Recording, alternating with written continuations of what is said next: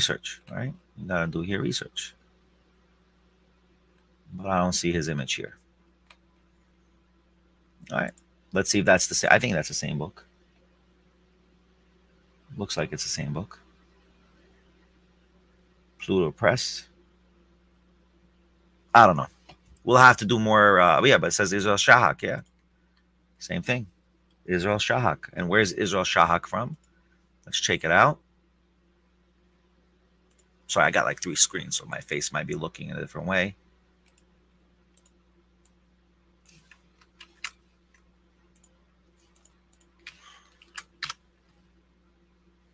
Israel Shahak. Let's see where he was born. Israel Shahak, born July, was an Israeli professor of organic chemistry.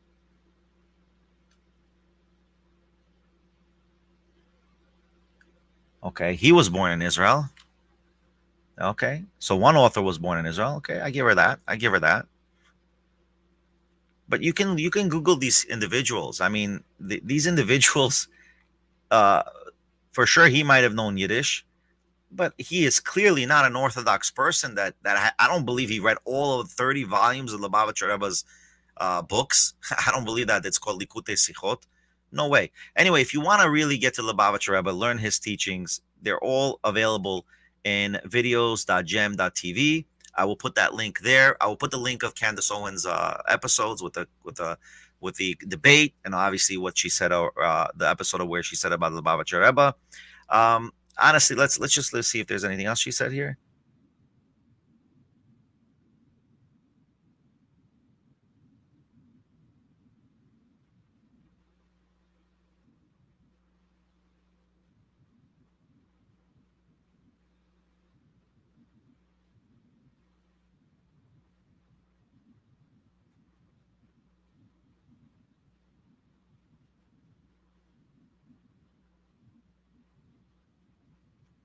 What do you mean interpreted? See, it's another. I'm sorry. Lucky we play this again.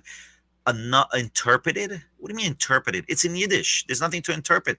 For you to truly interpret Rabbi the 𝗵𝗵𝗹𝗪 Rebbe's work, you would have to memorize all 30 volumes to really contend with it. I want to mention one thing that she doesn't know, because listen, she's Catholic or Christian, whatever it is.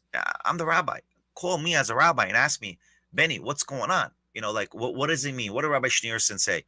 These individuals weren't rabbis. They were academics at best, right? Historians at best. Now, all of a sudden, you're saying they understand Judaism. They're not even Jewish in the sense of religious Jews. You cannot be a non-religious Jew and then claim you understand all the works of Rabbi the 𗵵𝗹𝗪 or all the works of Maimonides. It's impossible, because if you understood the works of Maimonides and understood the works of all our scholars, then guess what? You would fulfill the mandates of the Jewish laws.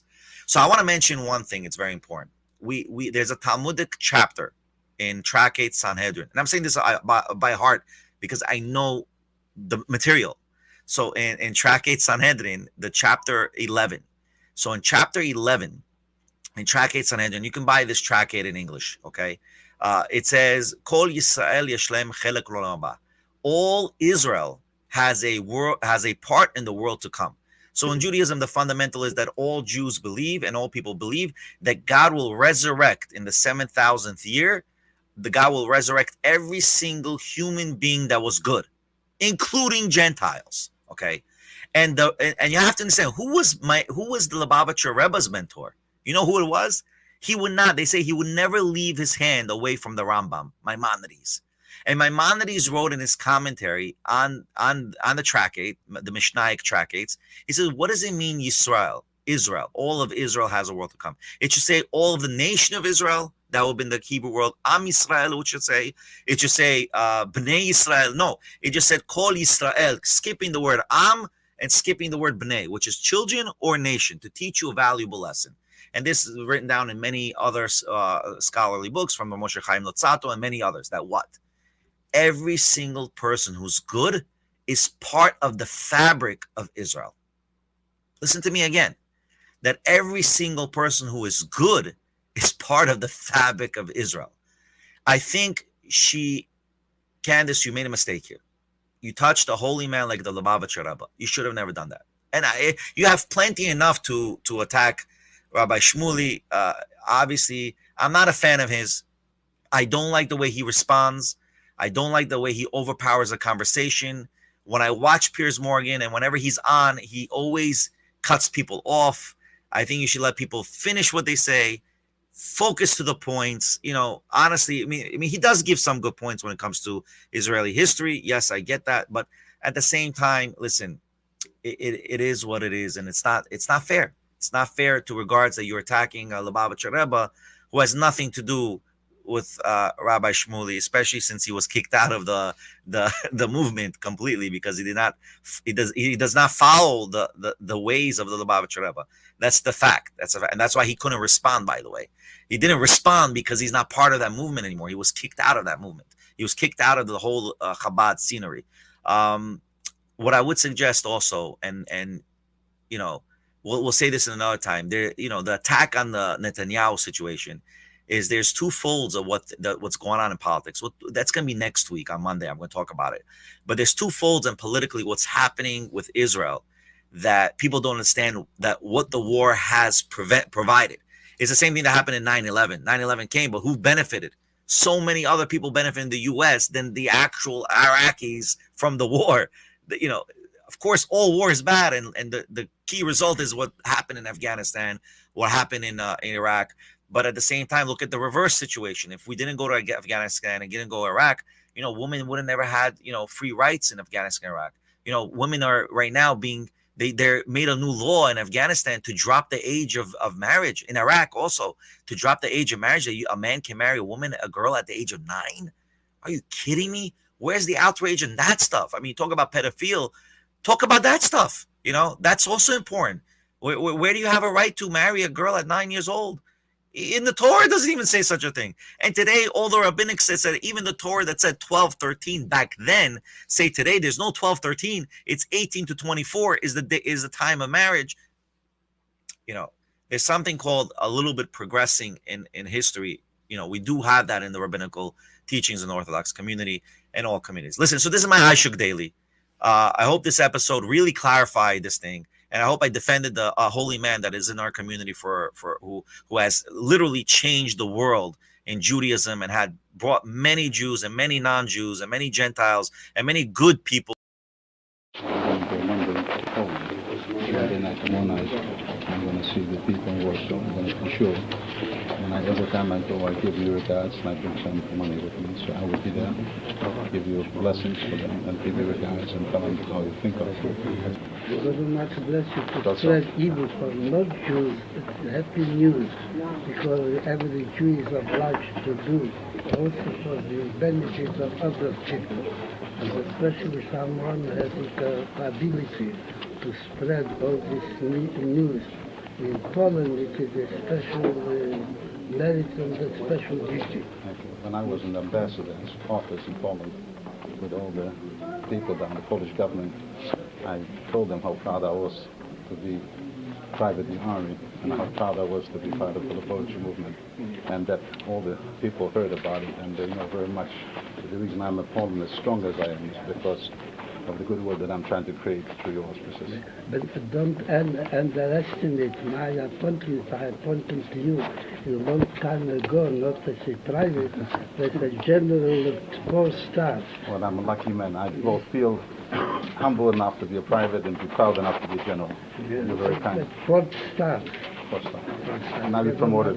Thank you. 𝗔𝗯𝗃 Okay, can I take some single dollars for, because I go to shul and I bring some big money with me, but I also give them dollars. I usually tell them that not to spend the dollars I get from you for them, to keep the dollars, and the dollars I give them I tell them to spend.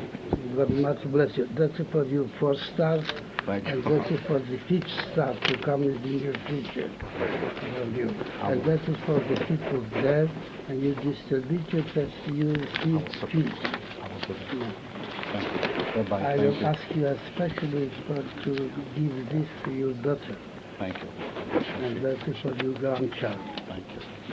God Almighty bless you.